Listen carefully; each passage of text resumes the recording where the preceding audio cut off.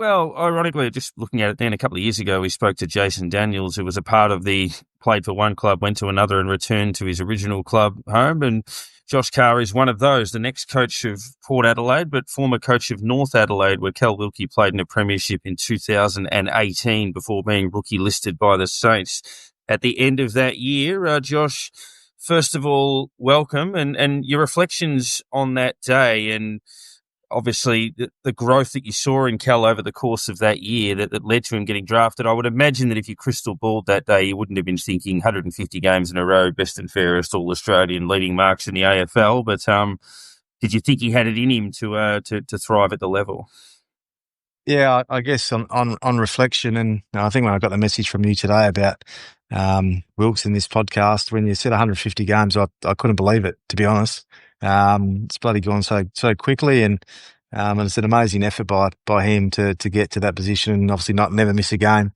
Like his growth at North Adelaide was huge, but always believed, I guess, that he had the attributes and the skills to do it, but no one was really that interested besides you guys. You guys showed that sort of bit of faith in him and took him with that pick. And then I remember his first pre-season with you guys in the pre-season games, and I reckon he played forward and maybe a bit of ruck. And then you had all these injuries and he got that, luckily he sort of got that position, but to get to that position where he is now is a pretty amazing effort. Josh, we've spoken to a number of recruiters and former recruiters who watched him, I guess, as a player and scouted him before he arrived at St Kilda. But what was he like, I guess, what was it like coaching him and what was he like on field and off field as a player and as a person? His personality, I imagine he's a pretty laid back kind of guy. The way that recruiters talk about him is pretty much what you see him do on the field today. But what was he like in person at that kind of younger age playing SANFL footy? He's pretty cocky, if I'm being really honest. He always believed in himself, I think, to a certain degree, but I think it was more once he started playing really good football and just the affirmation that, like he is a good player. Look, in the end, he was the one that sort of drove his own career, and I think it just came down to opportunity, and it didn't look like he was going to get it until obviously we were lucky to have that success, and he had such a great year. I think he won our best and fairest, and clearly was our best player that year. So it was, it's good to see, and he's lucky for you guys to give him that opportunity. So how was it you utilised him as a player at North Adelaide? What kind of roles might you have given him? And is there anything you sort of look at him playing now in the AFL and you go, that's kind of something I taught him while he was there and that sort of thing, and you've seen it sort of blend into the AFL style of game? I think pretty much our back half ball movement pretty much just went through him. Like our kick-ins were, revolved around him and just kicking him the ball and making sure that the ball got in his hands because he was such a beautiful user of it. But then at the same time, he could defend and he played tough. So, like that year, he just really sort of exploded, really. We didn't have to do much, to get him going. He just sort of burst out of the blocks and had a great year.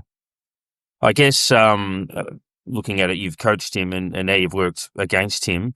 I guess without giving too much away, from a Port point of view, if you're playing the Saints, how much does he get mentioned in those sort of chats? Obviously, you'd be looking at these days Nass and Sinclair and those sorts of things, but how much would it be if we're directing the ball forward, keep it away from Cal and his opponent, and in terms of your planning to deal with him? Yeah, well, I think the big thing, I think for whoever he plays against, they know that they've got a really tough game. His physicality off the ball, the early, he's not blessed with a lot of leg speed, but he makes up for it with the physicality and the smarts, his ability to read the plays, nearly the one of the best in the competition. So I think it's more around that. We understand the player that we're coming up against. We understand that whoever's going to play on him is going to have a pretty tough day. Anyone watching Cal Wilkie can kind of see the footy smarts that you've mentioned. How does a coach, I guess, get the best out of footy IQ? Like, how do you judge someone's footy IQ, and then how do you utilize it on field in your game plan? Yeah, I think the first part with Wilkes is you just let him play and just read the game. His ability to come off his opponent when they're irrelevant and not in it is probably, as I said, is one of the best in the competition. So you don't want to curve it too much. I think you just got to let a player like that just play the game and read the play and know that he's going to give you the best on both sides of the footy, whether that's defending or offensively. Obviously, you've played with many players over your career, that sort of thing, and leadership's a big thing. But do you look at him now and sort of think that that's a future leader of St Kilda? Is he a captain and probably almost the next in line to take that position? Oh, look, I think that this is probably the biggest, not surprise to me with his career, because, he's always obviously a really good player and he's confident around the group, but it's his leadership that's, stood out to me at St Kilda. That wasn't something. He was one of the, I guess, younger guys in the team. And I've watched him when in the warm-ups with Saints, and obviously the way he directs the players, and that's the thing. I've had these conversations with other North Adelaide players and all his mates that are still there. That's probably surprised me more than anything is his leadership. So that's a feather in his cap, but also the club's cap as well. Well, Josh, you're a fine player yourself. You've played a key role in Cal's development, and I'm sure you'll play a key role in the development of Port going forward. Thanks for jumping on and sharing your thoughts. No, thanks, guys. Thanks for having me.